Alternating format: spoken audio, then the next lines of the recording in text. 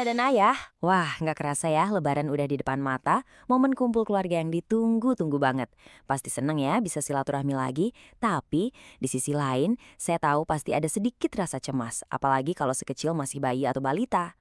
Nah, ini bener banget. Lebaran itu kan penuh sukacita, tapi buat si kecil kita, keramaian, perjalanan jauh, makanan yang beda dari biasanya, itu semua bisa jadi tantangan besar. Jangan sampai deh momen yang harusnya happy ini malah jadi drama si kecil rewel atau bahkan jatuh sakit. Tapi tenang Bunda, di panduan kali ini kita bakal kupas tuntas semuanya. Mulai dari apa aja resikonya, tips praktis buat bayi dan balita, kiat mudik yang nyaman, sampai cara ngenalin tanda-tanda bahaya yang perlu diwaspadai. Yuk kita mulai. Oke, kita mulai dari dasarnya dulu ya. Sebenarnya, kenapa sih Lebaran ini bisa jadi momen yang menantang buat si kecil? Kalau kita paham akarnya, kita pasti jadi lebih gampang buat cari solusinya. Ini dia nih beberapa biang keladinya. Pertama, di tengah keramaian sudah pasti paparan kuman dan virus itu meningkat tajam. Kedua, rutinitas tidur dan makan si kecil yang biasanya teratur jadi ambiar. Belum lagi capek fisik karena harus ikut keliling dari satu rumah ke rumah lain. Jadi wajar banget kan kalau mereka jadi lebih rewel, takut ketemu orang baru, atau bahkan kena yang namanya sensory overload. Nah, apa sih sensory overload itu? Gini deh, coba bayangin laptop kita yang lagi buka banyak aplikasi sekaligus. Pasti jadi lemot, terus akhirnya ngeheng kan? Otak si kecil juga gitu. Waktu terlalu banyak informasi yang masuk, suara berisik, banyak orang megang, lampu terang, sistemnya jadi kepanasan, dan cara dia ngasih tahu kita, ya dengan nangis kenceng atau jadi super rewel.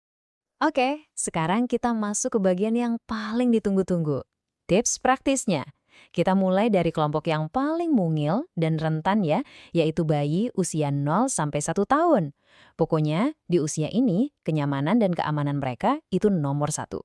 Poin yang paling penting nih, untuk bayi, ASI itu adalah tameng terbaiknya. Jadi teruskan ASI eksklusif ya Bunda, terus jauhkan si kecil dari kerabat yang lagi batuk pilek, sebisa mungkin pertahankan jadwal tidurnya dan pakaikan baju katun yang adem. Nah, ini yang krusial. Jangan biarkan semua orang bebas mencium atau menggendongnya. Dan khusus buat bayi di bawah 6 bulan, jangan pernah kasih makanan atau minuman apapun selain ASI. Nah, ini dia pertanyaan sejuta umat, ya kan? Pasti banyak bunda yang ngerasa nggak enakan, serba salah, buat ngelarang kerabat, apalagi yang lebih tua, buat ngenium si kecil. Padahal ini tuh penting banget buat kesehatannya. Gini Bunda, penting banget buat kita sadar, di balik ciuman gemas itu ada resiko kesehatan yang serius. Sistem imun bayi itu kan belum sempurna, jadi mereka rentan banget ketularan virus penyebab penyakit bahaya kayak RSV, pneumonia, bahkan meningitis. Ada juga resiko dari perokok loh, bukan cuma dari asapnya, tapi dari sisa zat rokok yang nempel di baju atau kulitnya yang bisa pindah ke bayi kita. Jadi, gimana cara nolak secara halus? Pertama, pakai gendongan, biar si kecil selalu nempel sama bunda dan susah dijangkau. Kedua, pakai kalimat yang sopan plus sedikit humor. Misalnya, maaf ya tante, adiknya lagi nggak boleh dicium dulu nih, kata dokter kulitnya sensitif. Ketiga, alihkan perhatian, ajak aja main ciluk-bah dari jauh.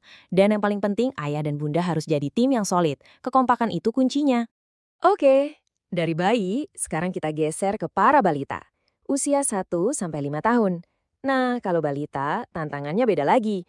Biasanya sih seputar makanan manis dan energi mereka yang kayaknya nggak ada habisnya. Lihat deh, di sini kita tetap bisa kok ngatur piring sehat si balita pas lebaran. Kue kering sama hidangan manis lainnya emang menggoda banget, tapi usahakan porsinya cuma sedikit aja buat pencuci mulut. Makanan utama yang bergizi harus tetap jadi prioritas. Batasi kue kering maksimal 2 sampai 3 potong aja ya setelah makan. Jangan sampai itu menggantikan nasi dan lauknya. Kunci lainnya, konsisten. Pertahankan jadwal makan dan tidur siang ya. Ajarkan selalu untuk cuci tangan, apalagi sebelum makan. Kalau bisa, siapin juga camilan sehat dari rumah, kayak yang potongan buah atau keju. Dan ini penting banget, seperti yang selalu diingatkan oleh IDAI, pastikan vaksinasi anak udah lengkap sebelum mudik, terutama campak. Ini tuh benteng pertahanan terbaik buat si kecil. Oke, sekarang kita bahas soal mudik. Buat yang mau menempuh perjalanan jauh, persiapan matang itu harga mati. Biar perjalanannya tenang, nyaman, dan bebas drama rewel-rewelan. Ini dia isi tas ajaib P3K yang wajib dibawa, sesuai rekomendasi dari para dokter anak di IDAI juga. Ada paracetamol buat penurun panas, Oralit buat jaga-jaga kalau diare, salep kulit, dan perlengkapan P3K dasar. Selalu cek ulang dosis obatnya ya Bunda, harus sesuai sama usia dan berat badan anak. Selama di perjalanan, Ingat ya, jangan paksain buat jalan terus tanpa henti. Penting banget buat berhenti rutin, kira-kira setiap 2-3 jam sekali. Ini bukan cuma buat si kecil biar nggak bosen dan capek, tapi juga buat yang nyetir biar tetap fokus dan segar. Lebarannya udah selesai, tapi tugas kita sebagai Satgas Kesehatan Keluarga belum kelar nih Bunda. Kita harus tetap waspada sama beberapa penyakit yang seringnya baru muncul justru setelah liburan usai. Ini dia 3 penyakit langganan pasca Lebaran. Nomor 1 itu ispa dan demam, biasanya karena ketularan virus pas kumpul-kumpul. Nomor 2, diare, entah karena makanan kurang higienis atau kebanyakan gula. Dan yang ketiga, pastinya kelelahan dan rewel karena rutinitasnya berubah total selama beberapa hari. Dan ini Bunda, tolong perhatikan baik-baik ya, ini bagian paling krusial dari panduan kita. Kita harus tahu kapan kondisi sekecil masih aman ditangani di rumah dan kapan kita harus segera lari ke IGD. Yuk, kita kenali tanda-tanda bahayanya atau red flags-nya. Tanda bahaya pertama, demam tinggi. Kalau suhu si kecil udah mencapai 39 derajat Celcius atau lebih, dan nggak turun-turun padahal udah dikasih obat, itu harus waspada. Ingat ya Bunda, khusus untuk bayi di bawah 3 bulan, demam itu kondisi darurat medis. Sistem imunnya masih rapuh banget, jadi nggak pakai tunda harus langsung dibawa ke dokter atau IGD. Tanda bahaya kedua adalah dehidrasi berat. Ini biasanya karena diare dan muntah yang parah. Kalau si kecil diare lebih dari 5 kali sehari, apalagi ditambah muntah dan nunjukin tanda dehidrasi, kayak matanya cekung, nangis tapi nggak ada air mata, atau nggak pipis lebih dari 6 jam, itu tandanya darurat. Jadi kuncinya kita harus bisa bedain nih. Kalau demam atau diarenya ringan, anaknya masih aktif dan mau minum, itu biasanya masih bisa dirawat di rumah.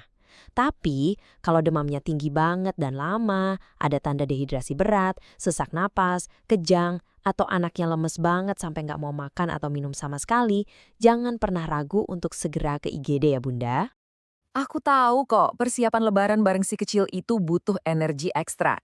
Tapi percaya deh Bunda, dengan persiapan yang matang, semua kerepotan itu bakal kebayar lunas dengan momen lebaran yang indah, sehat, dan jadi kenangan manis buat keluarga kita. Selamat merayakan Idul Fitri ya Bunda dan Ayah. Semoga si kecil dan seluruh keluarga selalu sehat dan penuh kebahagiaan. Oh iya, kalau ada topik lain seputar kesehatan anak yang pengen kita bahas bareng, jangan sungkan ya, langsung aja tulis di kolom komentar. Sampai jumpa!